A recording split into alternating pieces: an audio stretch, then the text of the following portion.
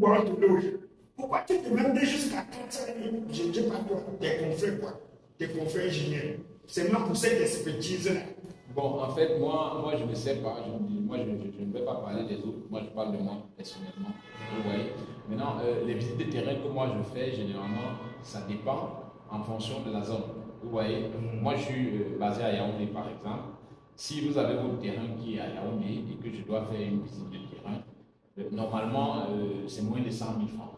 Donc, bon, si je suis à Yaoundé, c'est moins de 100 000 francs. Mais si je dois me déplacer, peut-être je vais par exemple peut-être de Yaoundé à Bafoussam, peut-être de Yaoundé à Douala, vous comprenez qu'il y a d'autres paramètres qui entrent en jeu parce que je suis en déplacement. Peut-être je vais prendre l'hôtel quelque part. Non, le monsieur vous loge, il est véhiculé. Votre aller et retour, ça ne souffre de rien, mangement, nutrition, logement, ça ne souffre de rien.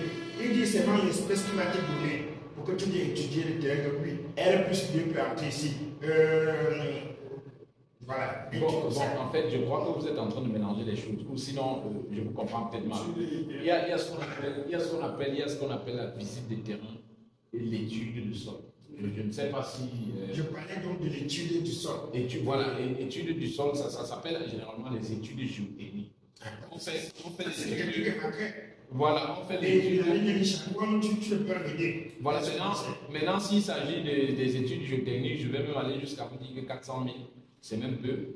C'est même peu s'il s'agit des études géotechniques, parce que tout à l'heure, moi, je pensais que vous parliez de visite de terrain.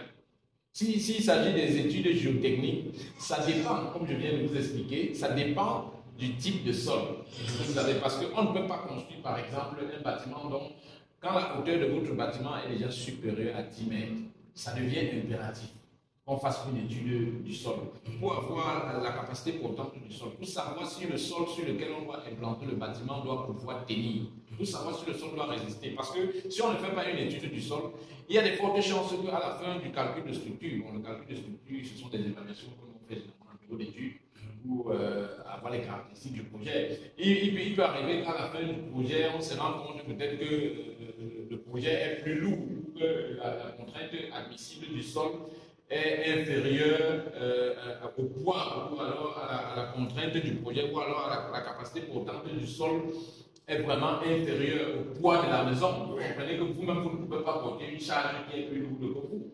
Vous allez vous effondrer. Tu as répondu à la question. Mais l'ingénieur, mettons le prix, un monsieur qui veut réaliser une maison de 8 millions.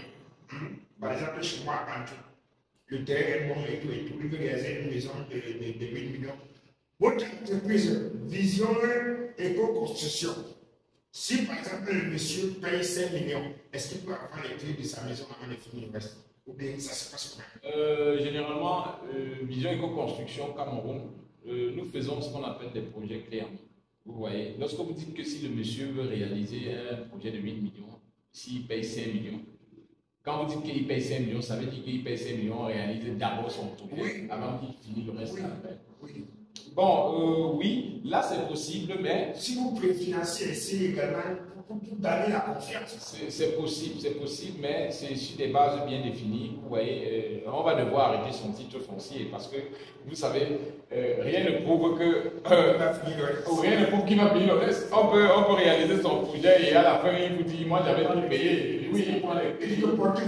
Voilà, donc du coup, c'est pour ça que j'ai dit qu'il y a des paramètres, on va définir, ça se fait sur des bases bien définies parce qu'il y a des projets que nous réalisons même en 4 ans. Il y a des projets que nous réalisons en 5 ans. Maintenant, tout dépend du budget du client.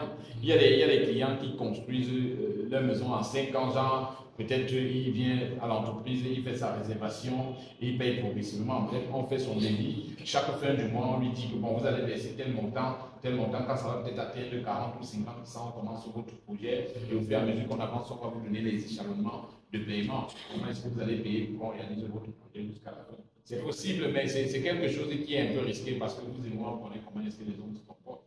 Une fois que tu as déjà construit ça, ça peut venir avec les enfants. Voilà, ça va devenir, vous allez vous trouver au tribunal à chaque fois. On va voir écrit sur la maison à vendre avec les habitants. Voilà, vous voyez que ça devient un peu très compliqué.